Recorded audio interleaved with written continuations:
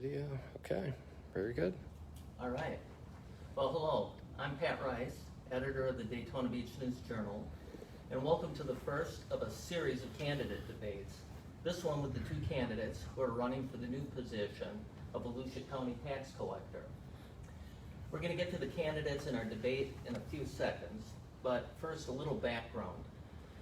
The News Journal candidate debates in the past have always been put together in front of a live audience, and that's the way that we would prefer to do it, but we can't do that this year due to the coronavirus pandemic. So instead, we're holding our debates with the smallest number of people possible, so we can ensure social distancing for the candidates and for anybody else in the room. The room we're using received a hard clean today as well. I can say that for sure because I'm the one who did the cleaning. So through Facebook Live, we hope to replace our normal live audience with perhaps an even bigger electronic live audience. And we plan to post the video of this debate and all others on YouTube so that voters can watch them right up until the August 18th election. Of course, it's always possible that technology will malfunction, usually when I'm involved. So if that occurs, I apologize in advance. We'll do what we usually do, which is we'll immediately blame Facebook, and then we'll fall on the sword ourselves. But I can assure you, if that happens, it's not the candidate's fault.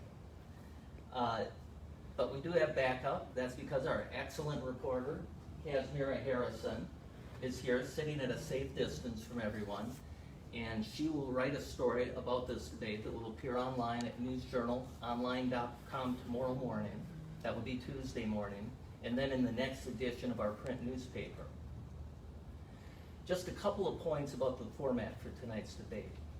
First, both candidates will have an opportunity to weigh in on all questions. And both candidates are going to get the same number of questions first. The candidate who receives a question first will have 90 seconds to answer, and then the other candidate will have 60 seconds to respond. It'll be up to me as moderator to determine if a question needs more discussion than that. If not, we'll go to the next question.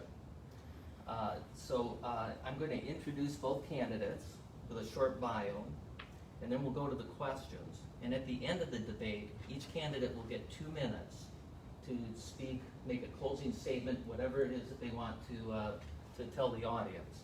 And then we'll be done. So let's get started with an introduction of the candidates in alphabetical order. Will Roberts has worked for Volusia County for most of the past 16 years. Since 2015, he has been the administrative coordinator and tax supervisor for the county's revenue office in DeLand. He's also served as a tax collection representative and a field collections manager for the revenue office. And from 2007 to 2013, Mr. Roberts was a Volusia County corrections officer. He served in the Air Force from 1993 to 2000 as an F-15 avionics specialist. I have not been in an F-15, but I did actually take a ride in an F-16 one time. It was something. He is married to Jennifer, and the couple have 2 children, and they live in New Smyrna Beach. Mr. Roberts, welcome to the debate. Thank you very much. Yes, you're welcome. And now, the other candidate is David Santiago. David Santiago has represented the 27th District in the Florida State House of Representatives for the past 8 years. He is chair of the Gaming Control Subcommittee and also served on the Commerce Committee. Also served, I gotta look at my notes as I go, I think. He has served on the Commerce Committee, the Ways and Means Subcommittee, the Ways and Means Committee, the Energy and Utilities Subcommittee, and the Pre-K-12 Innovations Subcommittee. Mr. Santiago was also in the service. He was in the Army Reserve from 1988 to 1996, and he has also served on the Daytona City Commission. Besides serving in the House, he works as a financial manager. Mr. Santiago is married to Emma, and they have 3 children. Their home is in Daytona. Mr. Santiago, welcome to the debate. Thank you. And let's get right to the questions. We flipped a coin at the beginning to determine who goes first, and the winner was Mr. Santiago. So Mr. Santiago, let me start with you with the first question. So Volusia County has not had an elected tax collector for a half century. We'll get to Amendment 10's passage in a bit, because we're going to want to talk about that. But first, a fundamental question. How will Volusia County operate better with an elected tax collector than with a revenue collection system that is operated under a county manager?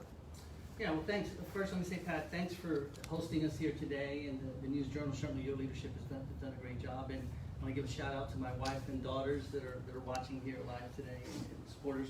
But I mean, like you mentioned, 50 years it's been since we've had one, and you know, the simplest way I describe it when I talk to people about this, you don't know what you don't know because you haven't received that service, right? And the overwhelming majority of counties in our state, over 60 of them, have an elected tax collector that provide a broad level of services. And their focus is to answer as a constitutional officer to the people to make sure that not only are you doing the job right, following proper statutes, but you're delivering a level of service that's expected as a service delivery agency. So we have had a piecemeal of those services here in the county. Largely, one of the two main functions has been the tags office, right? And then we have a driver's license division. The state currently runs the driver's license and also tag parts, and the county does some tag piece also amongst the tax collection services of different entities that they collect for. So folks in some cases have to go to more than one office to obtain some simple services that where if they were in a county that had an elected tax collector, that service can be mostly at a one-stop shop and can be narrowly focused to the individual needs of each county. So I believe that coming in with my private background and my public service is what's going to help make that most efficient. And people will know, certainly, right after this election and I take office, that they were missing a lot of good service, and we're going to do it good. All right. Mr. Roberts? Yes. What I would like to mention, yes, about the new tax collector position. So it's going to be a huge change between the elected tax collector position and the appointed tax collector position. So what we're doing is we're moving out from underneath the county completely, which was operated under the Home Rule Charter. So when we enacted the Home Rule Charter, that's when we abolished the elected tax collector position. Since that point, it's been an elected or appointed county employee. So Amendment 10 came along. It's now mandatory that it's 5 constitutional officers, tax collector one of those, that will be elected. One of the things that we're doing is we have to start from the ground up.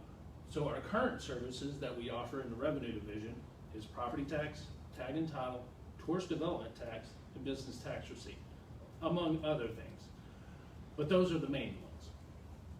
Some of the services that we will be adding, because we are an elected constitutional officer, are driver's licenses, which will be mandated by the state. So we will be taking those on no matter what. We will also take on birth certificates and concealed weapons permits. Now, one of the interesting things that's been happening lately is the driver's licenses. A lot of people have not been able to get their driver's license renewed because the state of Florida has closed their office and they have made it inconvenient to get a driver's license renewed, which meant they had to go to another county to get that renewed. Okay. I'm sorry, I already broke my first rule, which was that the second person was going to go for a minute, but I felt like that was one where you both needed a little bit more time on it. Don't worry, Sir. Pat. Do your thing. So let's go to the next question, because you mentioned Amendment 10. Did want to get to that. So when Amendment 10 was before the voters, one of the arguments that opponents in Volusia County made against Amendment 10 is that it would lead to an increase of millions of dollars in annual costs for Volusia County. Not entirely for the tax collector's office, but for the constitutional officers. That was disputed by some of the people who were proponents of it. So will having an elected tax collector increase the cost of tax collection in Volusia County? Why or why not? So I don't believe it's going to increase that much. It's going to move. So for instance, right now, the county provides all IT, HR, accounting, services, the facilities, everything. So right now, it's at no cost to the Volusia County Revenue Division. In the future, what it's gonna do is the tax collector is gonna have to pay for those services. Now, what they're gonna have to do is they're gonna have to pay the county. So it's a shift. It's a big shift from the county and their responsibility and what they are proposing and what they have available, and we've been getting that service for free. Now it's gonna cost because the tax collector is a completely separate entity, and they're gonna have to take on that responsibility for paying. So it's going to be a shift in taxpayer money and how it's spent. So it's gonna be the same line items that we've had before, it'll just be accounted for differently. Now, one of the things I will mention is that at council, I was talking to council this week about, last Tuesday, about postponing their memorandum of understanding with the Volusia County tax collector.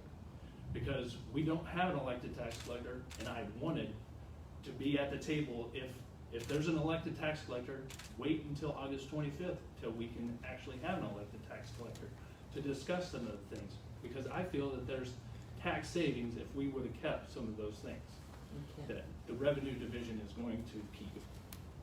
All right, David, same question to you. Sure. You know, I was there last Tuesday when Ms. Will Roberts spoke about in front of the county council, urging them to not vote on that resolution.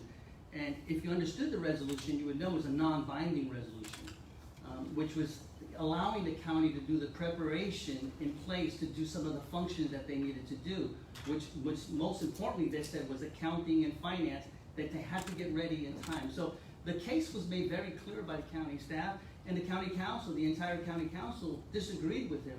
So, you know, I think as we develop this campaign and we talk the differences, there's a clear example of diplomacy and knowing when and how to work to make sure you're effective in communicating your message. Now, the budget itself, what we're going to have to do is the team that I put together is going to evaluate all of the services, Pat. We're going to bring that state agency over also. With the state agency, it's going to have their own budget also that we have to make sure we're staffing that properly. We're going to monitor how the level of service that the county's providing to the staff, right? And how does that trickle down to the consumer that's coming there every day? So it's going to be an evaluation process, because our goal is to make sure that we have the highest level of service at the most efficient way possible. There's going to be no bar lower than that. And so I don't want to answer yes or no on that. We're going to evaluate it and make sure we do it right.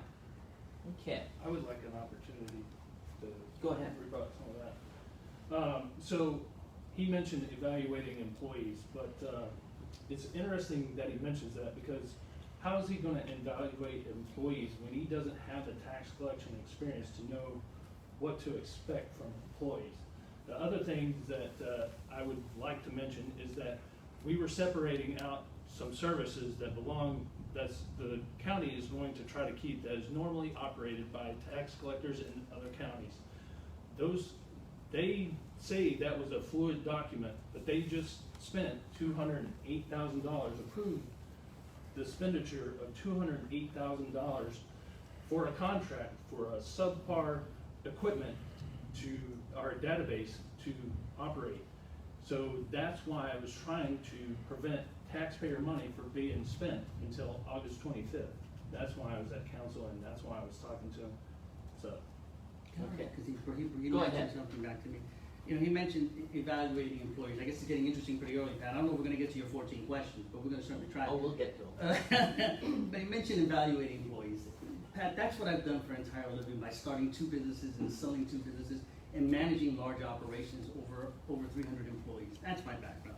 So what's interesting is in your opening, Pat, you mentioned, I think, a title that you took from his website, right? Administrative Coordinator, Tax Supervisor. Well, this is a copy of the most recent evaluation form from the County Personnel Office. It's got his name on it. Title says Administrative Coordinator.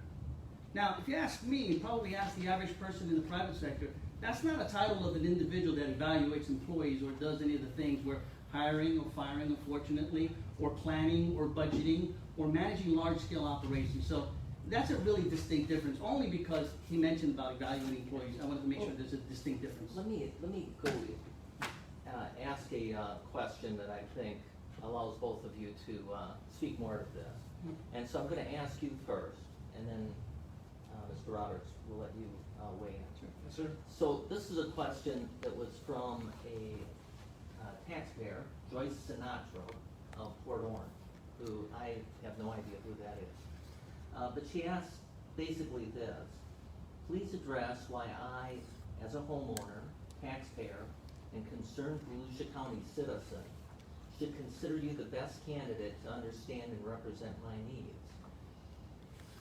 Her words, not mine. Please don't speak to why you think you're better than another. Just focus on your strengths.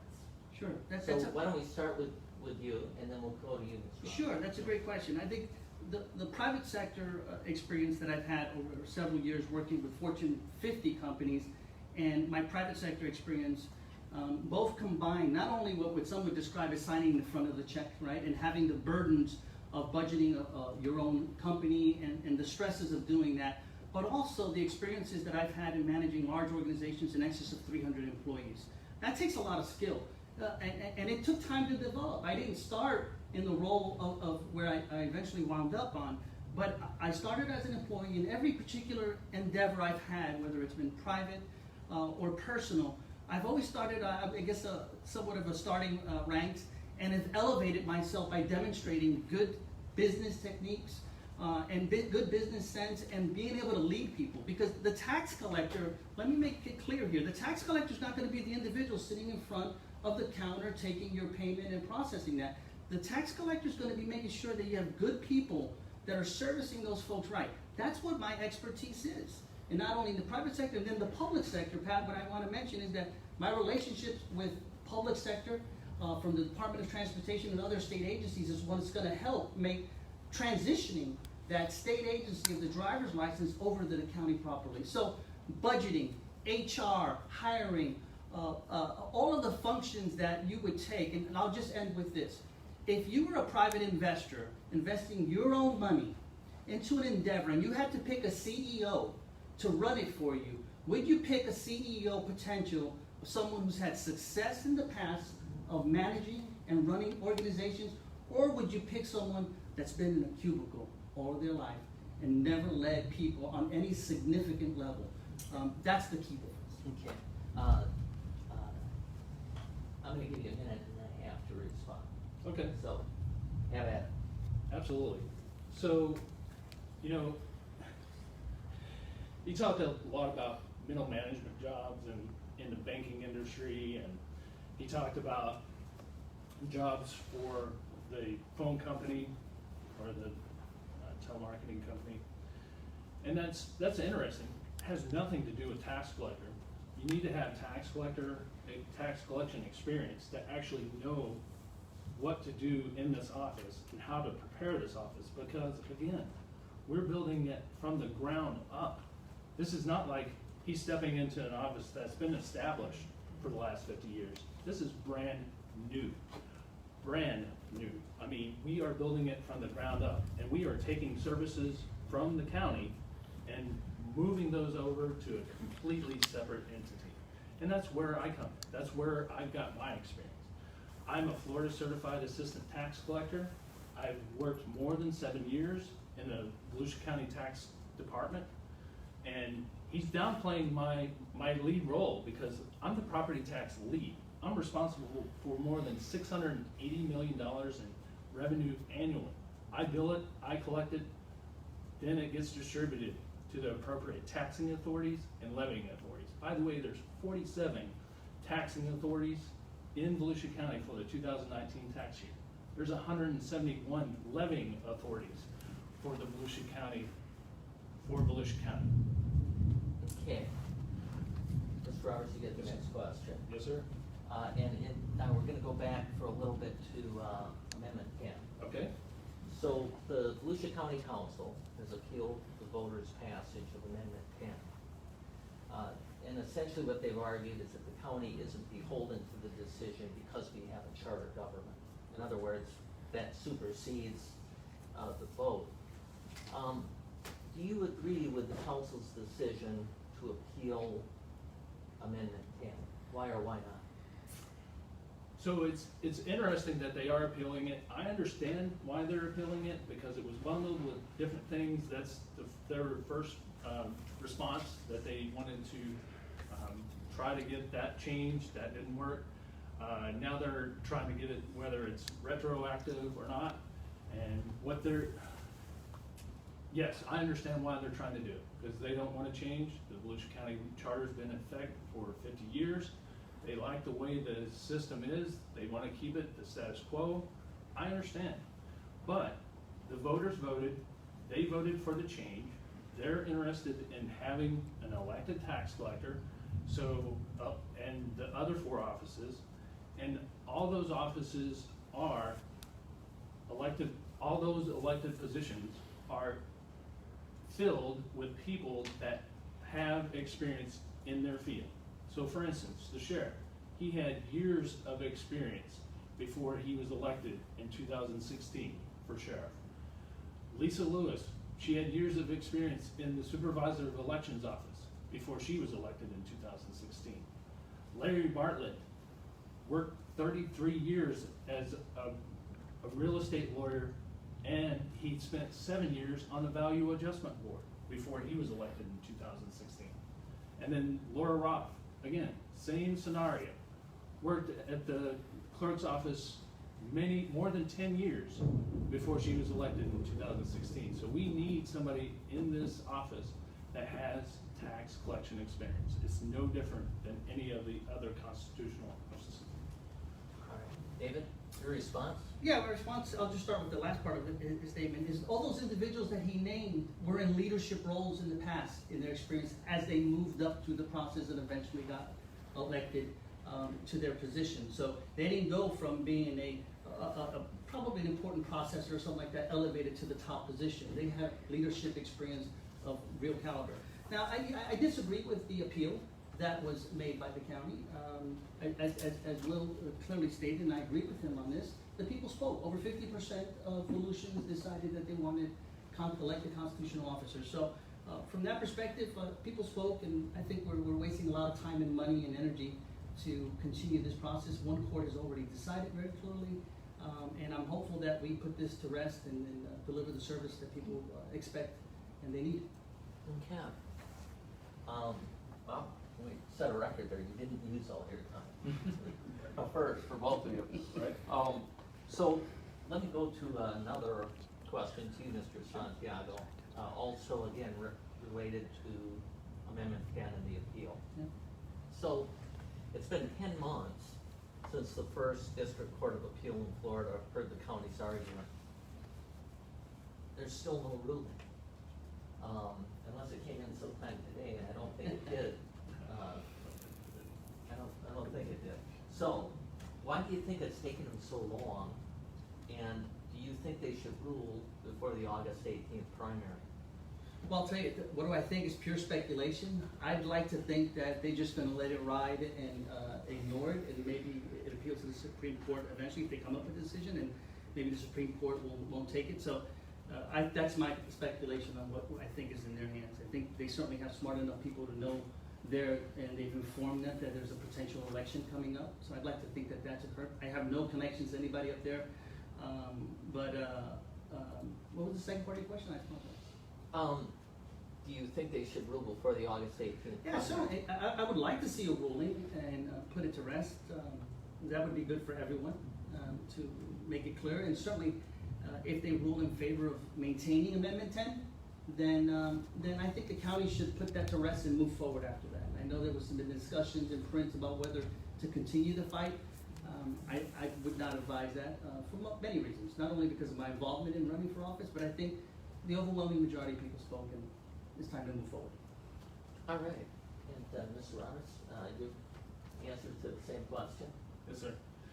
So it's interesting that they're taking this long to respond. Every lawyer and judge that I know says that it's not going to take. It's not going to be retroactive. The home rule charter is going to have to change. We're going to have an elected tax collector. one of the tactics that they say this could be is that they're just dragging their feet and waiting until the vote happens and then proceed from there. But would it be nice? Would it have been nice a lot sooner than now? Yes, absolutely. It would have been preferred, actually, but either way, the decision is up to them. I'll take whatever decision they make, and I go with it. Okay, well, another question related to it, and maybe this one we can go quickly through too, but if the Court of Appeal finds against the county regarding Amendment 1, should the county then appeal to the state Supreme Court? And similarly, if the Court of Appeal rules for the county, should the state then appeal it? What should happen? And if they rule against it after August 18th, what happens then? Right. No, you're supposed to tell me. Right. Because I don't know. Well, that is interesting questions all the way around. It is that will be interesting if they decide afterwards that hey, it isn't retroactive and it's got to go from this point forward, and so the elected tax collector doesn't exist. That will be an interesting dichotomy, and we'll have to work that out.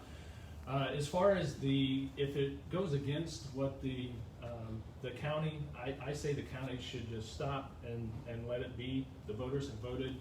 Let them have their elected tax collector. If it goes the other way, the courts have spoken. Let the courts speak. If the state wants to take it up, that's up to them. But I'm not sure it'd be worth the state's money to try to fight it. So it's definitely up to the state. Okay. Mr. Santiago, same question. Sure, I think we're going to be in a very interesting position if after August 18th and I'm elected, and how that's going to play out if we do lose the case. Certainly, I've stated already that I don't think the county should continue to challenge it. I think the majority of Volusians have decided already. And in the state, I think they should appeal it if they do lose and take it to the Supreme Court. Serving as a legislator, I'm a supporter of having a process that's pretty standard across the state, and having sometimes piecemeal things create additional complexities and challenges in the legislature, even throughout the state, because what we see often is that in some cases home rule charter counties will come up and advocate for a special law that applies only to them and maybe another county or not the entire state. So it creates challenges, and I think the citizens of Volusia made it very clear, the state, over 60% said, let's just have a standard process for our state. And I think in the long run, that rules much better for everyone. Okay. So the next question goes to you, Mr. Santiago, and this may be one where both of you want to spend a little bit of additional time, which I think we banked with the last two questions. So this is the question. What leadership qualities have you demonstrated in your life that will enable you to lead and manage the tax collector's office? We've spoken to that a little bit already, but just speak to that specific question. Whoever came up with that question is a fantastic question, because that, I believe, is the key to this election and how they should decide who should lead it. Not whether or not someone can take your tax bill today and put it in the computer and file it in the proper drawer, right? What it's going to take is going to take a leader with the proper skill set to do this. In times of crisis, I'll describe it as this. It's when leaders elevate. You find out who your real leaders are. And I'll just use some recent examples in my current role. When Volusia wasn't having any COVID testing, zero, where it was popping up throughout the entire state. We had Jacksonville, we had Broward County, Tampa, and then Orlando. There was nothing happening here for a county over 500,000 people. Well, I'm not very good about bragging about myself, but it was me that picked up the phone and called our executives from our hospitals here, some medical clinics here. I called our sheriff to see if he could help. I said, we need a testing site here in Volusia.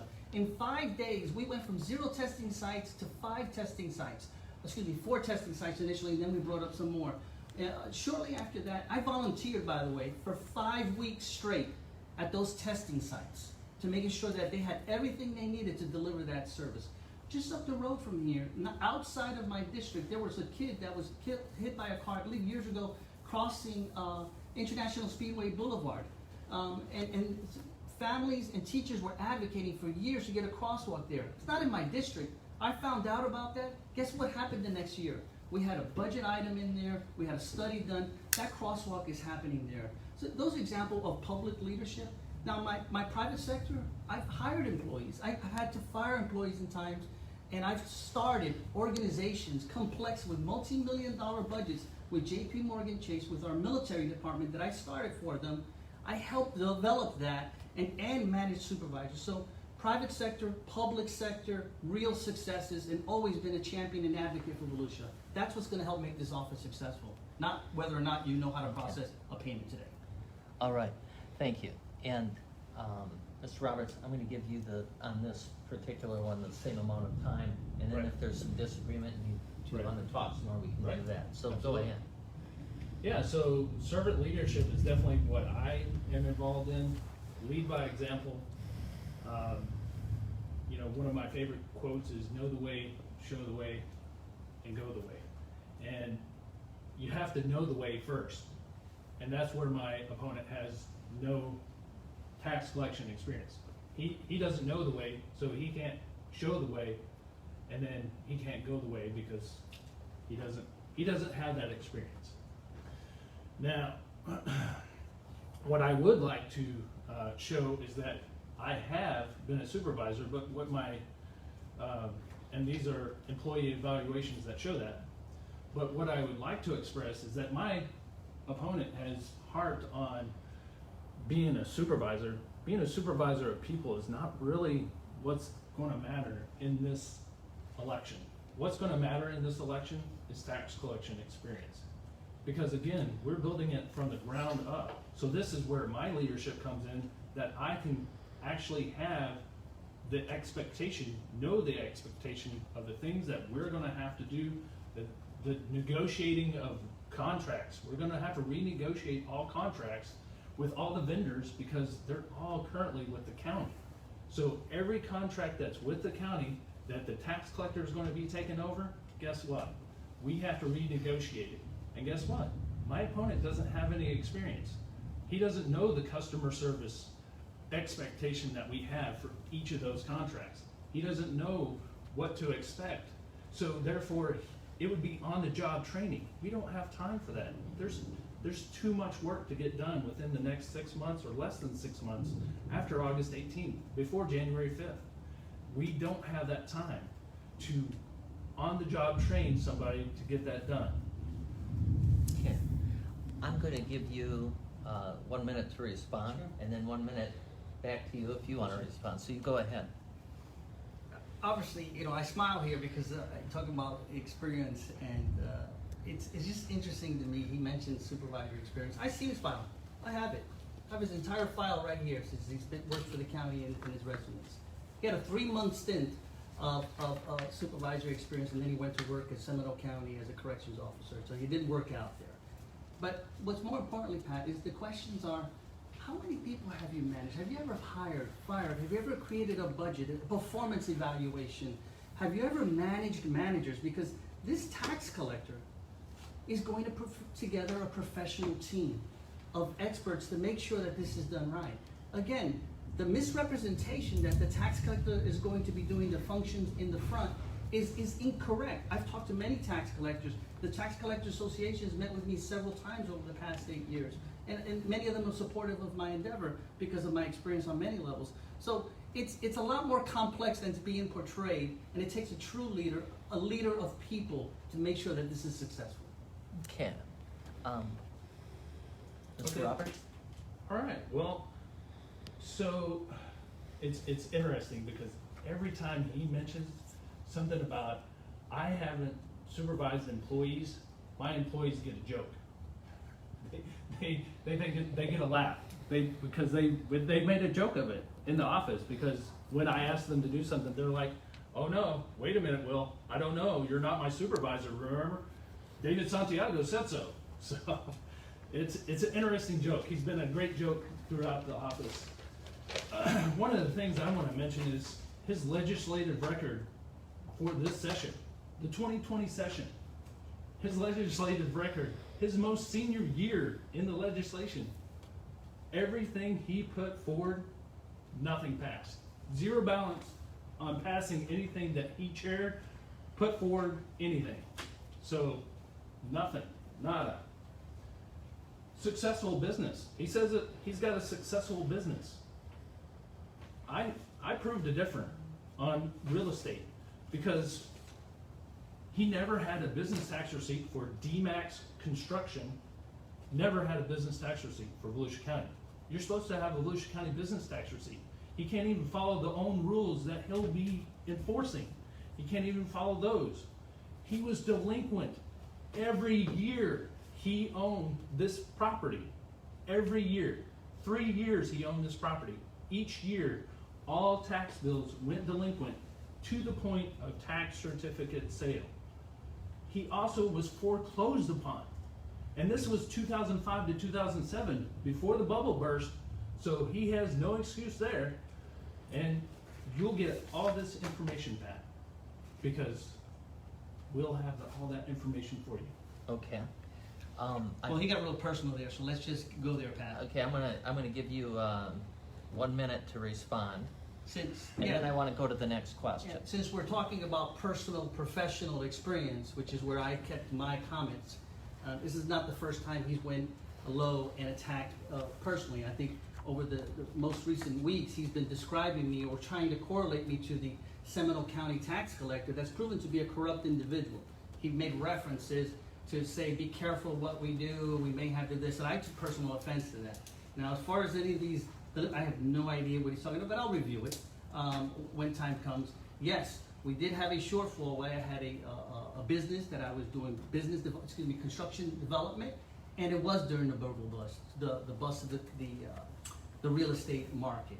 And tell you, me and thousands and thousands and thousands of other Floridians and Americans suffered because of the real estate bubble crisis. So yes, that part did happen. And unfortunately, what the great thing about it is, this is the American dream. I got up, picked up my bootstraps, and started another business successful, started 2 businesses successful, went to work for JP Morgan Chase, and started a department for them we call the military department, where I managed 125 plus people and did that successful. It's when we have our falls and how we get back up and how we demonstrate going forward is what defines us. Those are the key differences. Okay, thank you. And we're going to go to another question.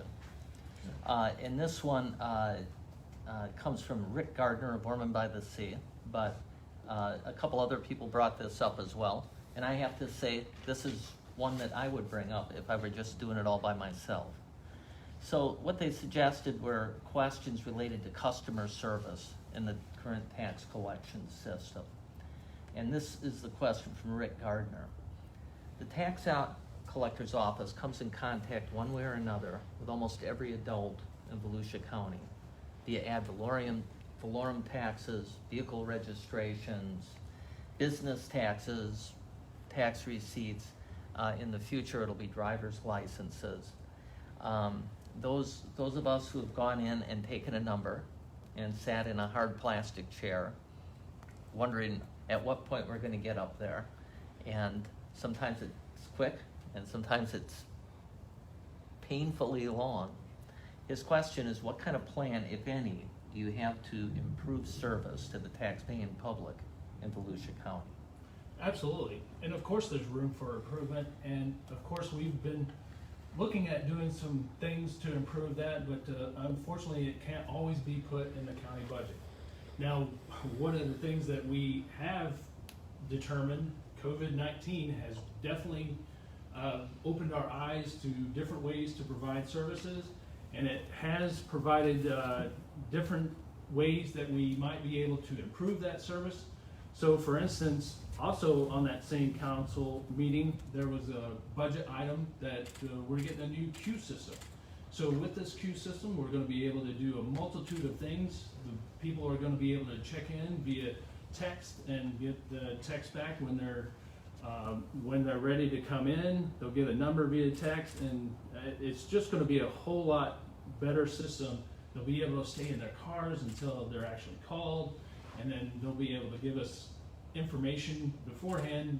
We're working on all kinds of information. Our database vendors obviously saw an opportunity for improvement during this whole situation, so they're working on improvements and trying to get ways to make it better for all customers involved and trying to provide better online services all the way around. Even with the driver's licenses, there's a lot of paperwork that has to be brought in. Even tag and title, there's a lot of paperwork that has to be done, and they're trying to work on ways to get it done beforehand, before they actually even have to come into the office. All right, thanks. And same question to you, Mr. Santiago. Sure. Over my years as a legislator, I could tell you that there have been several instances where people have contacted our office regarding the level of service, whether it's in the tag office or driver's license office also. And you know, most recently during this campaign, I've talked to business owners, particularly car dealers, because car dealers interact often with the tag office. And was an interesting note that a theme that came out of there, which surprised me, was that because Volusia has a hybrid system. We also have private tag agencies, and we have the county and the state that does it.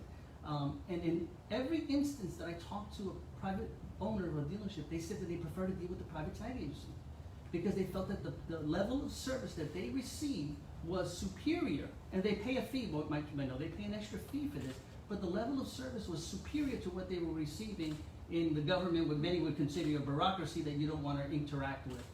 Service is my key. That's my background. That's how you're successful in businesses. That's how you are successful within corporations, and you elevate yourself. So I reflect back on my experience with JP Morgan Chase, which was the most recent one, that's what we focused on. We started this team that was designed to be, the level of service is superior to none. So that's my forte, and that's where we're going to focus on, and that's where we're going to put a great team together to make that happen. Okay.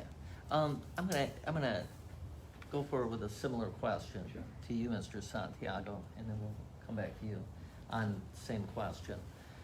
Do you think Volusia County's tax collection offices right now are customer friendly? I think there's certainly people there that deliver a level of service that's good. Would it be up to what I believe is the level of service that they deserve? No. Do I believe people that are within the department are capable of doing that? Absolutely. That is my forte, that's my experience, to make sure, because people deliver the level of service and provide the service that the leadership sets the bar on. And that's going to be part of the first transition phase, is meeting with employees and discussing with them and managers within the department to make sure that they understand the expectation of service is going to be second to none. And do they meet that philosophy? Are they capable of doing it? And looking at their files to see if there's anything there. There's capable people, strong people there. I believe we will probably keep the overwhelming majority of them because they are probably trainable to make sure that we deliver this level of service. And the leadership team that I would create is going to be key to make sure that we deliver what that vision is. Okay. And same question to you, Mr. Roberts. Yeah, absolutely. I think we're providing for the stuff that we have, for the equipment and the training and all the stuff that we've had. We're doing a great job. Yes, absolutely. Could it be better? Absolutely. But I find it interesting that he's trashing the employees that he's going to oversee eventually if he's elected. That's an interesting tactic. But I think we're doing a great job. And I would like to mention the whole the private tag agency thing.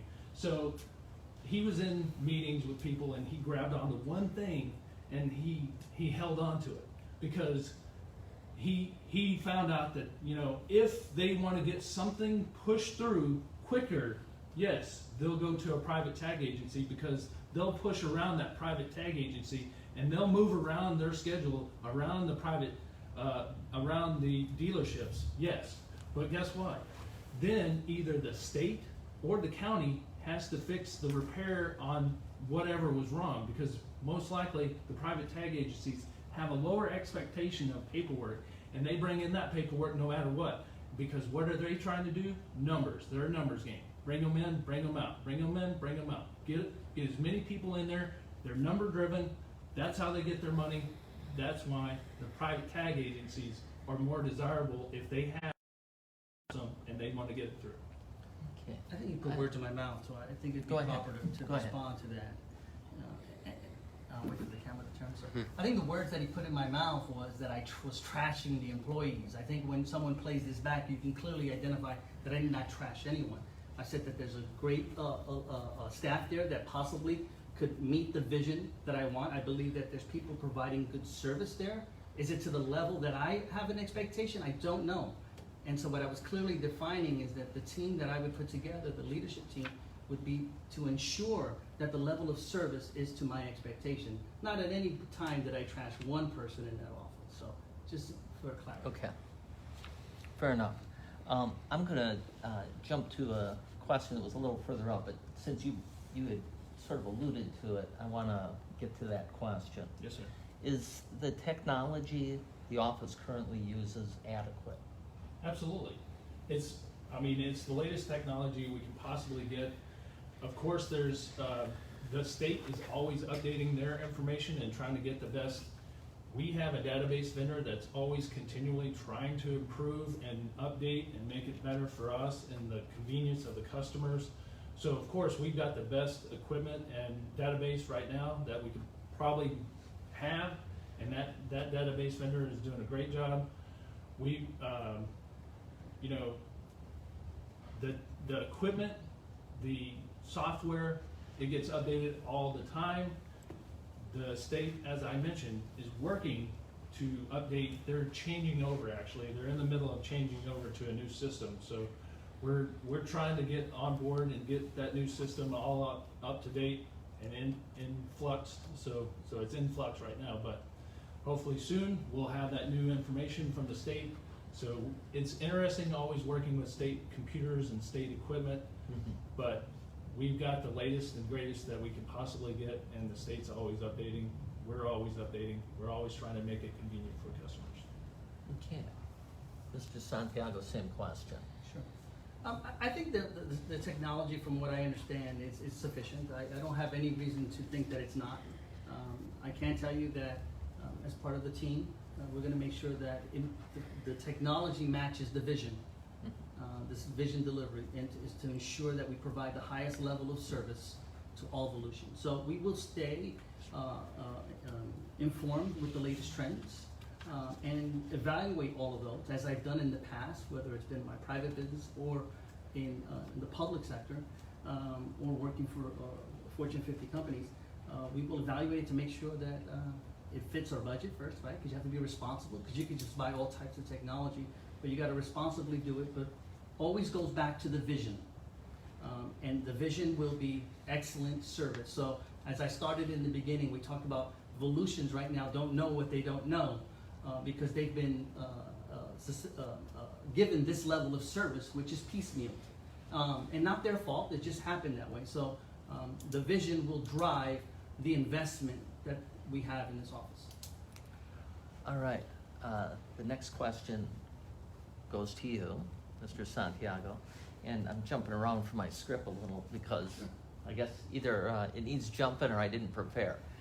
But one area where there seems to be a hole in the tax collection system, or at least I hear that from the people in the tourism industry, the hotel industry often, is tax collection for short-term rentals. As tax collector, how would you ensure that people who rent their homes to people for vacations or special events pay their fair share of bed taxes? Yeah, that's been a challenge and discussed often in the legislature. In my 8 years in the legislature, Airbnbs and vacation rentals has been a large debate, and it's largely been centered around home rule, right? Whether what counties can do to govern it, how they collect the taxes, whether or not they can exist. So it's been an ongoing battle for years. So certainly there's revenues that are due to the public based on the service. So there's the hotel industry is strongly against that, right? Because they feel that there's an imbalance there in taxes and requirements that they have to do. So, and they have legitimate arguments there. I've talked to the hotel industry over the past years, and their grievances are good. And then obviously talk to the folks that are in that small business that rent out their rooms or their houses that make their case certainly. So it needs to be a clearly defined registry system that captures all of the different activities that they can do to ensure that we can, one, enforce and collect the proper taxes. So it's about process. Okay. Mr. Roberts, same question. Yes, sir. So yes, tourist development tax has actually been a very hot topic lately. We actually came into a contract with Airbnb and VRBO, which represents more than 80% of the market for rental platforms. So we're actually doing very good in that respect because now they are reporting it. We don't have to rely on the individual property owner to report it, collect it, send it to us. They're handling all that information now, which is, it's good for us, good for the property owner. We obviously have a team already in place that goes out and checks locations and checks the internet, checks those rental platforms to make sure they're signed up. So we do actively try to make sure that everybody's paying their fair share for the tourist development tax. Obviously, it's had a huge hit over the last few months because of COVID, and obviously that's had an effect on the advertising authorities throughout Volusia County, all three. So yes, it is very important that we do the tourist development tax and follow up on it and try to make everyone pay as required. Okay. Next question to you, Mr. Roberts. Yes, sir. So, if you're elected, you'll be the new kid on the block. You mean, you're the new tax collector. Correct. You'll need to build relationships with the county council, Right. other constitutional officers, Yes, sir. the county manager, and then there are the office's employees, and then there's the most important people of all, citizens. Correct. So how do you plan to approach all that relationship building? So I've already got relationships with most everything that you just mentioned, and I'll give you this example. Citizens. My one example is so I've got this couple. I believe they're a retired couple. I don't know, but they're on installments. They send an email once a quarter asking what their property tax is going to be. I expect it. I wait for it. I always look forward for it because they're always interested in knowing what, I mean, they must budget out like 3-4 months out in advance because they always send me an email, hey, what's our installment going to be for this month? And of course I can give them the information most of the time, but sometimes they have to wait a little bit longer. But it's an interesting dichotomy because I love serving the citizens of Volusia County. I love being able to provide that type of service and getting the regular customers that we see all the time and talk with them all the time and getting to know them and getting to know them better and better ways to serve them. And I want to make this a great place to visit and I want to have great customer service because I want to continue my public service and continue it as the Volusia County tax collector. So I'm looking forward to this opportunity to continue my public service as this entity. Okay, David, David, Mr. Santiago. it's okay. I'm sorry, I'm It's trying okay. I'm to David. keep from the Will and the David. I'm So, David. what your answer to the same question? How would you build those relationships? Well, obviously, I have a clear advantage for the past 8 years as a legislator. I've worked with them on many levels, in our entire county council, the different county chairs, managers that we've had, constitutional officers. I've met with all of them several times over the years and worked on complex issues. As obviously from the constituency's perspective and working, you said, working with citizens, and we've done that. We got a great track record. I'll put my constituency services and working for Volusians and fighting for them against anyone, because I think that that's what we've always been focused on. I've never been confined to any lines of my district, because I represent House District 27, which is a third of Volusia. But I've always been an advocate for all of Volusia, fighting for all of Volusia. For example, the crosswalk, which I mentioned not too long ago. These kids needed a crosswalk, wasn't even in my district. We made that happen. It was lingering for years. The training that I started with the Pine Ridge High School, and now it's going to other schools. There's kids now in Volusia County making parts for space, for NASA, because of a project that I helped initiate here in this county. So it's about a broad vision. I talked about technology also, how technology drives a vision. So technology with the students was driving that vision. How do we get our kids engaged and teach them for next year's job? So I've done all that, and I think I've done that all very successfully over the past 8 years, Pat. Okay. I just want to touch on one thing. Okay. So I've got a relationship with a lot of the elected officials in Volusia County. I have specific relationships with the constitutional officers. One of the interesting things is that my opponent didn't bring up his relationship with the Florida Department of Transportation and how they deal with driver's license, which is not accurate, by the way. It's the Florida Department of Highway Safety and Motor Vehicles that deal with driver's licenses. But, and he also didn't mention his relationship with the CFO, which has nothing to do with the Florida Department of Revenue and the Property Tax Oversight Division, which will be responsible for our budget and reporting that to them, so. Okay, I gotta clarify that. Okay, go ahead. I've been putting words, well, I'll wait for the camera because I want people to see your face, right? A second time of putting words in my mouth. I never mentioned the CFO here. It wasn't discussed. Certainly I have a relationship with our chief financial officer of the state. He's a good friend of mine, right? And now that he mentions it, why is that good to have a good relationship with the CFO? Because it's good for Volusians.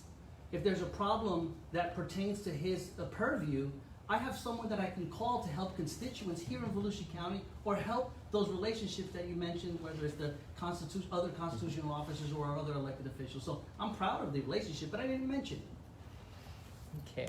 So we're actually we've actually gone over a little bit, but that's okay. We're gonna go. I would like to go 2 additional questions, and then we'll go to some final comments. So the first one, and this would be to you, Mr. Santiago. And this may be something that I don't fully understand myself, so correct me if I don't have it right, either one of you. But part of the tax collector's job, besides collecting, bringing the money in, is also making sure that the money goes to the right spots, and that if there's an opportunity to invest for the short term, to be able to do that properly and all of those things. I'm sure there are rules that govern this, but could you kind of from your perspective explain to me how a tax collector should ensure that monies collected are put in the right place and safely invested, and that the numbers that come from the tax collector that go to the county council for budgeting are accurate? Yeah. Well, therein lies my background in my finance, right? I've worked with JP Morgan Chase for about 7 years, a little over 7 years, and financial services is kind of sort of my forte. But it goes back to, I think you mentioned the word technology, and I think this is probably my 3rd or 4th time saying it, right? It's part of our evaluation process is to ensure that we have the proper relationships with the proper banking entities. I think they mentioned something at the county council meeting just recently. But yes, the monies that are received are dispersed to the proper taxing agencies, right? So accounting needs to be accurate, right? Mm-hmm. You have to have the right people in there to make sure that that's being done properly. So I think when people have confidence in you, they certainly have confidence in the numbers. So it's going to be part of that evaluation process to make sure that we have the proper technology, the proper people, and properly trained, right? And the proper service delivery. So it's just part of that entire vision that we have on making sure that it's being done right. It's not going to be easy, I can tell you. And that's part of what attracted me to even run for this office, is because I know that my professional background, my public sector experience is what's going to make it successful for Volusians. And I think that's what we're going to deliver shortly after August 18th. All right. And same question to you, Mr. Roberts. Yes, sir. It's very regulated by Florida statute. Florida statute 218.415, local government investment policies. So we just have to follow the statute. It's very clear cut. You just gotta follow the statute. That's a lot of what we do on a daily basis, is follow statute administratively and take in the money, bill it, collect it, distribute it, get it to the right people. That's our biggest job as a tax collector. That's what we have to do. And along the way, we have to invest it properly. And we have Florida statute to back us up on that and tell us how to do it. All right, and a final question for the debate portion, and it goes to you, Mr. Roberts. Yes, sir. So, if elected, is there any possibility that you would mete out any of the duties or functions of the tax collector's office to private interests? And if so, what would be those areas where you might consider that? Well, so currently, we have our revenue collection agent is revenue recovery. So I believe that's been a good relationship. We haven't had to hire people to keep that in line. So that's been a great source of keeping tangible personal property tax collection out there, and they take care of it. We don't have to do it, and they work with us very well. So I would probably keep that relationship going. I'm not sure about the private tag agencies, because what my opponent fails to understand, he thinks he's gonna be in charge of that. But again, it's a third-party vendor. So it's just like having a contract and a third-party vendor. Ultimately, you are responsible for it though. Your name is on it. At the end of the day, you're ultimately responsible for it, no matter how bad or good their service is. The private tag agencies are not up to par as far as customer service. They provide a different type of service and they charge for it. Okay. And same question to you. Would you mete out any of the responsibilities of the office to private interests? Yeah, where I disagree with him is absolutely I will be in charge of it. That's the difference, right? As being the leader of the entire agency, you're in charge of all contracts and make sure that they administer the level of service delivery according to the contract, right? And if they're not, guess what? I'll fire them. And I'll hire someone else if I need to, or change the program. That's what a leader has to make tough decisions. That's the key difference. Now, as far as what we do with the entities that do business with the county, that's all part of the evaluation process, Pat. I don't want to say yes or no. I've met with some of them, and what I've indicated to them is that my expectation on service delivery is second to nothing else. And if they cannot meet that expectation, they will not be doing business with me as the tax collector. So it's all going to be evaluated, and I don't want to put the cart in front of the horse as to how those relationships would move forward. But I will tell you that if they don't match the vision, they won't be doing business with us on any level, anyone. All right, thank you. And we've come to the point where we're going to conclude. We've actually gone over a few minutes longer than I thought, but only because you've both been very good at debating, and I thank you for that. So this is, we're going to give you each 2 minutes for a closing remarks, and because Mr. Santiago got the first question, I'm going to give you the first opportunity for closing remarks. So the floor is yours. All right, thank you very much. I'm excited to be the first elected tax collector here in Volusia County in 50 years. We need somebody with experience in this position. I've worked many different fields. This is the right fit for me. I'm good at it. What I would like to mention is how our campaign finances differ and how that will determine how we will be as a tax collector. I've run a very fiscally conservative campaign. It's been local donors, mostly local donors here in Volusia County, residents, businesses, people that have a vested interest in Volusia County tax collector.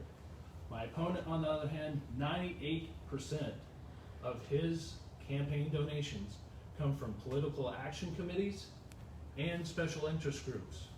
The private tag agencies that we mentioned earlier have donated almost $17,000 to his campaign because they want to do business with the Volusia County tax collector. It's one family from South Florida. So what that means is more than 98% of my opponent's campaign finances come from outside Volusia County borders. Who's he going to be beholden to? Not Volusia County residents. And again, I work for you. That's what I do. I work for the taxpayer. I do not work for any special interest. I've actually turned down money, contributions, because I felt it wasn't the right thing to do, because they had the potential to work for the tax collector office. I turned it down. I work for you. My name is Will Roberts. I'm running for Volusia County Tax Collector. I'd appreciate your vote on August 18th. I'm serving to make a difference. Thank you. And you have the final 2 minutes, Mr. Santiago. Yeah, I could tell his index cards there prepared him quite well to repeat that closing statement there. But, you know, I only go there because I was planning to take the high road, right? But since we didn't, I mean, to mention campaign finance, right? It's an insult to me because I've been a servant of this community for over 8 years, regardless of who's donated to my campaigns. And I've had successful campaign donations. He mentions the PACs. Those are friends of mine that I've served with the legislature that have been proud to call me their friend. And when they found out that I was running for office, they quickly supported my campaign. And guess what? I raised enough money to run my campaign. So when I was working for 5 weeks, volunteering at the COVID sites, working to help get people their unemployment checks in the office, fielding those calls from a broken system, I may say, he was fundraising. And that's good for him. He needed to. But I decided not to call my Volusian friends here that have supported me over several years, because I've always gotten a lot of local support financially, right? But I decided there's COVID out there, there's businesses that are struggling, there's individuals that are struggling, and I had enough money to run my campaign successfully, so I chose not to do that. Let me pivot to what I'm going to do. I am the only one with the proper experience, not the bureaucracy experience, the one that has led folks to make good teams to deliver good service with the proper vision. Again, I've said on a couple of occasions, if you're looking for someone that can take your tax bill today and process it, put it in the computer, he's your guy. But if you're looking for someone that can create something, that has a record of creating something and being successful with it, I'm your individual. I get it, there's a lot of political tensions out there, but if we look at the pure facts of what the tax collector is, he's a leader, and I have the experience proven in the public sector and in the private sector to make that successful. On August 18th, I want your vote, and I got one guarantee for you. After I take this office, within several months after taking it, you're going to be happy you voted for David Santiago, because you're going to know now what you've been missing for several years. All right, thank you. We've reached the end of the debate. I want to thank both of you for your spirited discussion between the two of you. I think everybody will appreciate that. I want to say just a couple of things before we leave. Tomorrow night at the same time, we will have another debate between the candidates for District 3 Volusia County Council. And I think that one will be just as good, maybe better. Is it tomorrow or is it Wednesday? Wednesday, I think. Oh. You gotta wait Sorry, 48 hours. sorry. I'm not running. You'd have to correct me over and over again. So it's on Wednesday at 6 p.m. Until then, we hope everybody has a good night, and thank you for watching. Thank you. Thank you, Pat.